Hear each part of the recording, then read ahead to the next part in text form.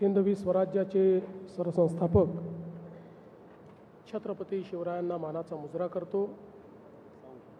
भारतीय राज्यघटनेचे शिल्पकार भारतरत्न डॉक्टर बाबासाहेब आंबेडकर यांना मानवंदना अर्पित करतो। आपल्या सर्वांचे लाडके नेते या पिंपरी चिंचवड शहरातील लोकनेते लक्ष्मणभाऊ जगताप यांच्या स्मृतीप्रित्यर्थ तयार करण्यात आलेल्या शक्तीस्थळाच्या लोकार्पण सोहळ्यामध्ये मंचावर उपस्थित मंत्रिमंडळातील आमचे सहकारी चंद्रकांत दादा पाटील, आमच्या वहिनी अश्विनीताई जगताप, शंकरभाऊ जगताप, महेश दादा लांडगे, अमितजी गोरखे, उमाताई खापरे, बापूसाहेब पठारे, विलासजी लांडे, अमरजी साबळे, अप्पासाहेब रेणुसे, चंद्रकांतजी मोकाटे, संजोगजी वाघेरे, पंकजजी गावडे, शत्रुघ्नजी काटे, उमेशजी चांदगुडे, विजूभाऊ जगताप, संपूर्ण जगताप कुटुंबीय आणि जगताप कुटुंबियाचाच भाग असलेले या ठिकाणी उपस्थित सर्व माझ्या माता भगिनी आणि बंधूंनो, पिंपरी चिंचवडमध्ये आल्यानंतर अगदी सहज आमचे मित्र लक्ष्मणभाऊ यांची आठवण येते आणि आज त्यांच्या स्मृतीप्रित्यर्थ तयार करण्यात आलेल्या शक्तीस्थळाला भेट दिली आणि त्या ठिकाणी त्यांच्या ज्या विविध आठवणी आहेत त्या आठवणींना बघितल्यानंतर माझ्याही मनामध्ये अनेक आठवणींना उजाळा मिळाला। आपण सर्व लोक जाणतो की जमिनीतून मातीतून तयार झालेलं हे नेतृत्व होतं। कुठल्याही प्रकारे खूप मोठा राजकीय वारसा हा पाठीशी नसताना स्वतःच्या भरोशावर एवढं मोठं नेतृत्व हे लक्ष्मणभाऊंनी उभं केलं। आणि जसं आपण बघितलं की एक नाव उलटली, त्यात काही लोक दुर्दैवाने मृत्युमुखी पडले आणि मग मनाशी संकल्प केला की तीन बाजूने नदीने घेरलेलं आपलं गाव हे चांगलं झालं पाहिजे, अशा प्रकारचे अपघात होऊ नये, त्याचा विकास झाला पाहिजे, त्या ठिकाणी रस्ते, पूल इत्यादी सर्व गोष्टी झाल्या पाहिजेत। या दृष्टीने अतिशय युवा अवस्थेमध्ये राजकारणामध्ये प्रवेश करून आणि त्या ठिकाणी त्यांनी नगरसेवक म्हणून निवडणूक लढवली आणि ते निवडून आले आणि त्यानंतर मात्र लक्ष्मणभाऊंनी कधी मागे वळून बघितलं नाही। सातत्याने महानगरपालिकेमध्ये नगरसेवक, स्थायी समिती अध्यक्ष, महापौर या पिंपरी चिंचवड शहराला एक चेहरा देण्याचं काम, या शहराला विकासाकडे नेण्याचं काम आणि इथल्या सामान्य माणसाच्या जीवनामध्ये परिवर्तन घडवण्याचं काम हे लक्ष्मणभाऊंनी केलं। पिंपरी चिंचवड शहर ही महानगरपालिका, काही जुनी गावं आणि त्यासोबत औद्योगिकरणामुळे महाराष्ट्राच्या वेगवेगळ्या भागातनं आलेली मंडळी, अशा प्रकारे एक मिनी महाराष्ट्र म्हणून ज्याच्याकडे पाहता येईल, मराठवाड्यातले लोक, विदर्भातले लोक, पश्चिम महाराष्ट्रातले लोक, कोकणातले लोक, सगळीकडची मंडळी उत्तर महाराष्ट्रातले लोक, अशी सगळीकडची मंडळी आपल्याला या पिंपरी चिंचवडमध्ये पाहायला मिळतात।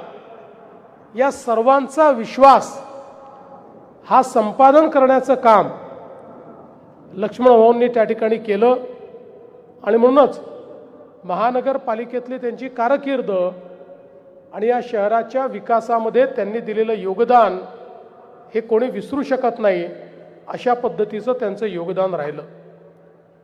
खरं तर आमदार म्हणून देखील त्यांनी विधान परिषद असेल, विधानसभा असेल, या ठिकाणी या शहराच्या विकासाच्या दृष्टीनं सातत्याने संघर्ष केला आणि आज या शहराचं जे आधुनिक रूप आपल्याला पाहायला मिळतंय त्यामध्ये लक्ष्मण भाऊंचं एक फार मोठं कॉन्ट्रीब्युशन या ठिकाणी आहे। विशेषतः 2014 नंतर लक्ष्मण भाऊ असतील, महेश दादा असतील आणि मग इथली महानगरपालिका आल्यानंतर राज्य सरकार, महानगरपालिका यांच्या माध्यमातून लक्ष्मण भाऊंच्या नेतृत्वात खूप मोठ्या प्रमाणात या शहराचा चेहरा आपण बदलला आणि आपल्याला कल्पना आहे की ज्या प्रकारे एक विकासाचं विजन हे लक्ष्मण भाऊंकडे होतं, एक तर वारकरी कुटुंबातनं आल्यामुळे एक आध्यात्मिक बैठक त्यांच्याकडे होती, या मातीशी नाळ जुडलेली असल्यामुळे सामान्य माणसाच्या अडचणी काय आहेत, व्यथा काय आहेत याची जाणीव त्यांना होती, मातीतले पैलवान असल्यामुळे त्यांना त्या संदर्भातली जाणीव होती, एक उत्तम खेळाडू असल्यामुळे त्या ठिकाणी संघ आणि संघाचं नेतृत्व हे कशा पद्धतीनं केलं जातं आणि संघ भावनेनं विकास कसा केला जातो याची त्यांना कल्पना होती। एक अत्यंत उत्तम अशा प्रकारचं त्या ठिकाणी घुडसवारी करणारे ते होते, त्यामुळे वेग काय असतो याची कल्पना त्यांना होती, व्यायामाची प्रचंड आवड त्यांना होती आणि विकासाच्या विविध संकल्पना या त्यांच्या ठायी त्या ठिकाणी सातत्याने होत्या। या सगळ्यांचं एकत्रितपणे मिश्रण आणि त्याचा आविष्कार म्हणजे या पिंपरी चिंचवड शहराचा जो काही विकास आहे तो विकास आपल्याला त्या माध्यमातून पाहायला मिळतो आणि म्हणूनच त्यांच्या नेतृत्वात इथे झालेले रस्ते असतील, उड्डाणपुलं असतील, मेट्रोचं काम असेल, इंद्रायणी नदीचा सुधारणेचं काम असेल, आज खरं म्हणजे मी जर सांगायला लागलो तर किमान मी 50 कामं अशी सांगू शकतो की जी गेल्या 10 वर्षामध्ये या शहराचा चेहरा बदलवणारी आणि या शहरातल्या सामान्य माणसाच्या जीवनात परिवर्तन करणारी अशा पद्धतीनं त्यांच्या नेतृत्वामध्ये आम्ही सुरू केली। त्यातली अनेक कामं पूर्ण केली, वेगवेगळी कामं वेगवेगळ्या टप्प्यावर या ठिकाणी आहेत आणि ती सगळी कामं पूर्ण झाल्यानंतर निश्चितपणे या शहरामध्ये एक मोठं परिवर्तन हे आपल्याला या ठिकाणी पाहायला मिळेल। आपल्या सगळ्यांना लक्षात आहे आणि मी तर तो दिवस कधीच विसरू शकत नाही की अतिशय अटीतटीचं अशा प्रकारची आमची निवडणूक होती। खरं तर त्या निवडणुकीनेच सत्ता बदलाची मुहूर्तमेढ केली। अशा प्रकारच्या विधान परिषदेच्या निवडणुकीमध्ये मी ज्यावेळी वहिनींना आणि शंकरभाऊंना फोन केला आणि मी त्यांना सांगितलं की मताची आवश्यकता तर आहे पण मतापेक्षा भाऊंचा जीव महत्त्वाचा आहे, त्यामुळे तुम्ही निर्णय घ्या, आणण्यासारखी परिस्थिती असेल, डॉक्टर होकार देतील तरच तुम्ही आणा, अन्यथा तुम्ही आणलं नाही तरी हरकत नाही।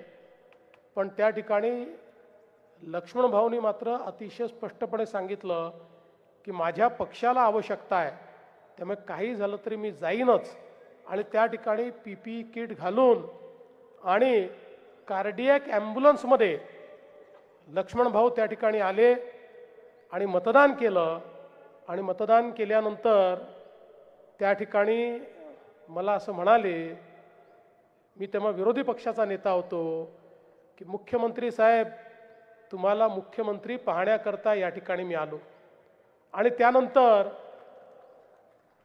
15-20 दिवसांमध्ये महाराष्ट्रामध्ये आपण सत्ता बदल केला आणि या निवडणुकीमध्ये त्यांचं ते स्वप्न देखील पूर्ण झालं. कदाचित मला असं वाटतं की काळाच्या पलीकडचं पाहण्याची ती त्यांची सवय होती. त्या सवयीमुळे अनायास त्यांच्या तोंडून निघालं की तुम्हाला मुख्यमंत्री पाहायचं आहे, तुम्ही माझे मुख्यमंत्री तुम्हीच आहात. आणि काही दिवसांनी ते निश्चितपणे खरं झालं. पण आज अशा प्रकारचा आमचा एक मित्र की ज्यांच्या मनामध्ये एक अत्यंत प्रेम होतं, ज्यांचा एक भक्कम पाठिंबा आमच्या पाठीशी होता, ते आपल्यातनं अचानक निघून गेले. खरं तर ते लढवय्ये असल्यामुळे त्यांनी दुर्धर रोगाशी देखील अतिशय मोठी त्या ठिकाणी लढाई दिली. आणि आम्हाला हे माहिती होतं की अनेक विपरीत लढायांमध्ये लक्ष्मणभाऊ नेहमी विजयी व्हायचे. किती विपरीत परिस्थिती आली तरी त्यांचा पराजय न होता ते विजयी व्हायचे. त्यामुळे आम्हाला हा विश्वास होता की याही आव्हानाचा सामना करून भाऊ निश्चितपणे विजयी होतील. पण दुर्दैवाने या एका सामन्यामध्ये मात्र ईश्वराने काही यश दिलं नाही आणि त्या ठिकाणी भाऊ आपल्यातनं निघून गेले. पण जसं मगाशी सांगितलं की कार्यरूपी भाऊ आज आपल्यामध्ये आहेत. आज ज्या प्रकारे या भागामध्ये 41 किलोमीटरची मेट्रो आपण तयार करतो, हे भाऊंचं कार्य आणि त्यांचं स्वप्न आज या ठिकाणी आपल्याला पाहायला मिळतं. या ठिकाणी पहिल्यांदा आपल्या या महानगरपालिकेतनं कचऱ्यापासून विद्युत निर्मिती केली.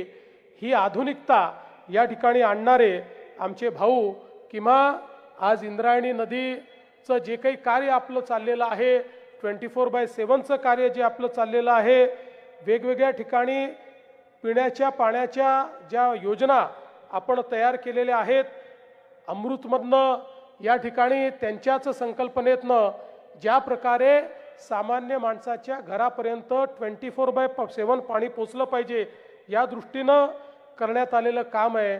या सगळ्या गोष्टी या चिरकाल भाऊंच्या कार्याची आठवण ही आपल्याला देत राहतील.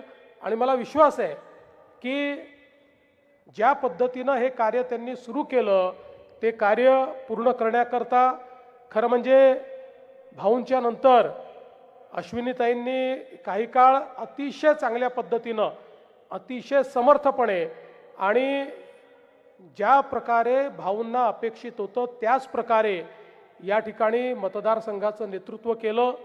आणि या शंकर भाऊ त्याच पद्धतीनं ते नेतृत्व करतायत. मी त्यांना दोघांनाही हे आश्वस्त करतो की भाऊंनी पाहिलेली जी स्वप्न आहेत ती स्वप्न पूर्ण करणं ही आमची जबाबदारी आहे. आणि म्हणून चंद्रकांत दादा असतील, मी असेल, जोपर्यंत भाऊंनी तयार केलेला पिंपरी चिंचवडचा आराखडा हा आम्ही पूर्ण करत नाही, त्यांच्या स्वप्नातलं शहर जोपर्यंत आम्ही अस्तित्वात आणत नाही, तोपर्यंत तुमच्यासोबत सातत्याने आम्ही काम करतच राहू. आणि महेश दादा असतील, आमच्या ताई असेल, अमित भाऊ गोरखे असतील, हे सगळे आमच्यासोबत या ठिकाणी लक्ष्मण भाऊंचं स्वप्न पूर्ण करण्याचा प्रयत्न करतील.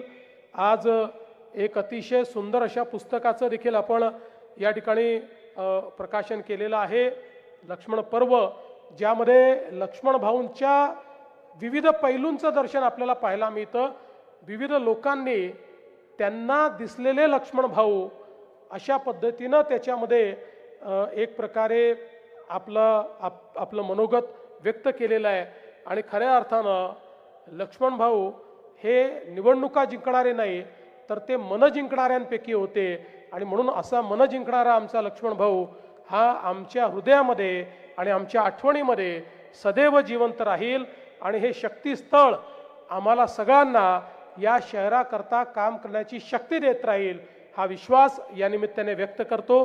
पुन्हा एकदा आमच्या या उमद्या मित्राला या ठिकाणी अतिशय मनापासनं आदरांजली अर्पित करतो आणि माझं बोलणं संपवतो. धन्यवाद. जय हिंद, जय महाराष्ट्र.